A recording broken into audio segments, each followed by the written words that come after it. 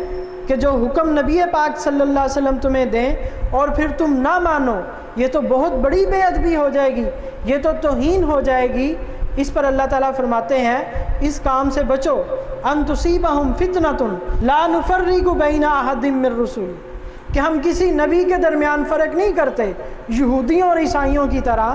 مسلمانوں کی شان یہ ہے کہ یہ تمام نبیوں کو مانتے ہیں۔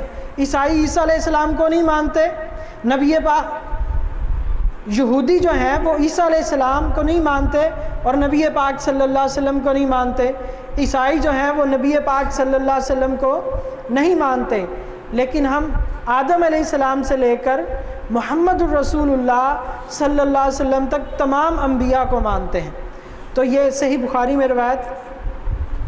پھر اس کے بعد الصارم المسلول علی شاتم الرسول میں روایات۔ اس سے پہلے میں آپ کو سنن ابی داؤد سے کچھ روایات سناتا ہوں۔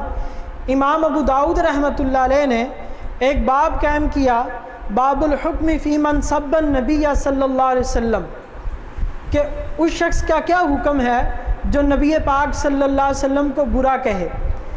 اب یہ دیکھیں، یہ مسئلہ آج کا مسئلہ نہیں ہے کہ آج کے علماء نے اس کو اٹھایا ہے، یہ خیر القرون کے لوگ ہیں، یہ محدثین پہلے زمانے کے لوگ ہیں، نبی پاک صلی اللہ علیہ وسلم کی احادیث کو اپنی سند کے ساتھ ذکر کرنے والے لوگ ہیں، انہوں نے اپنی کتابوں میں یہ عنوان دیے ہوئے ہیں، باب الحکم فی من سب النبی صلی اللہ علیہ وسلم۔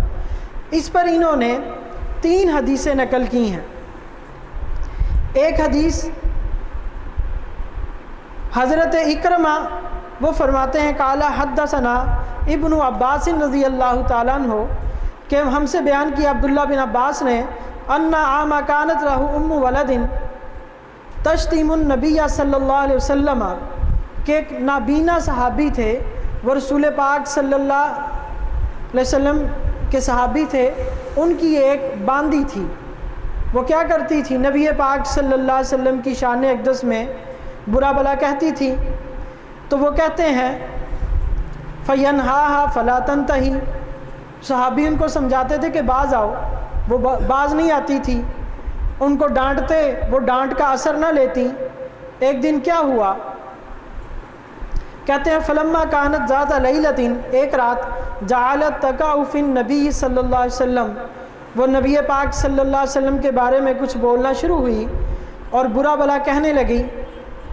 نابینا صحابی ہیں، وہ کیا کہتے ہیں فاخذ المغولا، انہوں نے ایک خنجر پکڑا، کان فوضعہ فی بطنہا، اور اس باندی کے پیٹ کے اوپر رکھا، واتکا علیہا، اور اپنا سارا وزن اس خنجر کے اوپر ڈال دیا، فقتلہا، اور اس کو قتل کر دیا۔ یہ رات کا واقعہ ہے۔ فوقع بین رجلیہا طفل فلا تخط ما ہناک بالدم فلما اصبح ذکر ذلک للنبی صلی اللہ علیہ وسلم، جب صبح ہوئی تو نبی پاک صلی اللہ علیہ وسلم کو بتلایا گیا کہ رات یہ واقعہ پیش ہوا ہے۔ فجمع الناس، لوگوں کو جمع کیا گیا، فقال انشد اللہ رجلا فعل ما فعل لی علیہ حق الا قاما، قال فقاما، نبی پاک صلی اللہ علیہ وسلم نے جب لوگ جمع ہوئے تو ایک شخص کا ذکر فرمایا کہ اس نے ایسا ایسا کیا ہے، فرمایا کہ شخص نے ایسا ایسا کیا ہے، کون ہے وہ؟ تو وہ فقام العامہ، وہ جو نبینا صحابی تھے وہ کھڑے ہوئے اور وہ نبی پاک صلی اللہ علیہ وسلم کے پاس آ کر نبی پاک صلی اللہ علیہ وسلم کے سامنے بیٹھ گئے، حتیٰ قعد بین یدی النبی صلی اللہ علیہ وسلم فقال یا رسول اللہ انا صاحبها کانت تشتمک وتقع فیک فانہاها فلا تنتہی وازجرها فلا تنزجر ولی منها ابنان مثل اللؤلؤین۔ عرض کیا یا رسول اللہ میں اس کو سمجھاتا تھا، اس کی سمجھ میں نہیں آتا، اور یہاں تک کہ یہ میرے اس سے 2 بیٹے تھے اور بیٹے اتنے خوبصورت ہیں کہ جیسے موتی ہوتے ہیں، ایسے خوبصورت بیٹے اس سے ہیں جیسے موتی ہیں۔ وکانت بھی رفیقتاً، اور مجھ سے محبت بھی بہت کرتی تھی۔ اب دیکھیں، بیوی باندھی تھی، ام ولد تھی، خوبصورت تھی، بیٹے تھے اس سے اور محبت کرنے والی تھی، لیکن ایمان والے کا جو سب سے زیادہ تعلق ہوتا ہے وہ نبی پاک صلی اللہ علیہ وسلم سے۔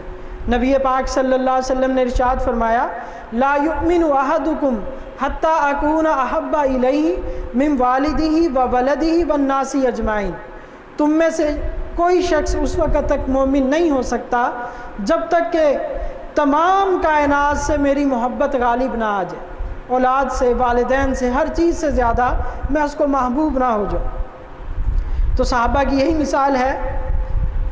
فلما کان البارحہ جعلت تشتمک وتقع فیک فاخذت المغول فوضعته فی بطنها، کل رات بھی اس نے ایسا کیا، آپ کی شان میں گستاخی کی تو میں نے اس کو قتل کر دیا۔ فقال النبی صلی اللہ علیہ وسلم الا اشہدوا ان دمها حدر، نبی پاک صلی اللہ علیہ وسلم نے فرمایا صحابہ تم گواہ رہو، اس کا خون حدر ہے، اس کا خون معاف ہے۔ تو اگر گستاخ رسول کی سزا قتل نہ ہوتی تو نبی پاک صلی اللہ علیہ وسلم ارشاد فرماتے چلو اس نے توہین ہی کی تھی نا، اس نے زبان سے الفاظ کہے تھے، قتل کرنے کی کیا ضرورت تھی؟ تو نبی پاک صلی اللہ علیہ وسلم نے یہ نہیں فرمایا، بلکہ کہا کہ تم نے اچھا کیا ہے، تم نے اچھا کیا ہے۔ نبی پاک صلی اللہ علیہ وسلم نے فرمایا اس کا خون معاف ہے۔ تو گستاخ رسول کی سزا خود رسول پاک صلی اللہ علیہ وسلم نے یہ تجویز فرمائی ہے کہ اس کا خون معاف ہے، اس کا خون کیا ہے؟ معاف ہے۔ اگلی روایت سیدنا علی المرتضیٰ رضی اللہ تعالیٰ عنہ سے، عن علی رضی اللہ تعالیٰ عنہ ان یہودیۃ کانت تشتم النبی صلی اللہ علیہ وسلم، حضرت علی فرماتے ہیں کہ ایک یہودی عورت تھی جو رسول پاک صلی اللہ علیہ وسلم کے بارے میں برا بھلا کہتی تھی۔ فخنقها رجل حتی ماتت، تو ایک شخص نے اس کا گلا دبا دیا یہاں تک کہ وہ مر گئی، وہ یہودی عورت مر گئی۔ فابطل رسول اللہ صلی اللہ علیہ وسلم دمها، تو نبی پاک صلی اللہ علیہ وسلم نے اس کے خون کو باطل کر دیا۔ اگر کوئی قتل کرے تو اس کی سزا کیا ہے؟ النفس بالنفس، قتل کی سزا کیا ہے؟ قتل ہے۔ تو اس کے بدلے میں قتل ہونا چاہیے تھا نا، صحابی کو قتل کر دیا جاتا، لیکن نہیں، ناحق قتل کی سزا کیا ہے کہ اس کو قتل کیا جائے گا۔ یہ تو قتل بالحق ہے نا، اس نے بطور حق کے قتل کیا ہے، تو نبی پاک صلی اللہ علیہ وسلم نے اس کو کچھ نہیں فرمایا، بلکہ کیا فرمایا؟ اس کے خون کو معاف فرمایا۔ پھر ایک روایت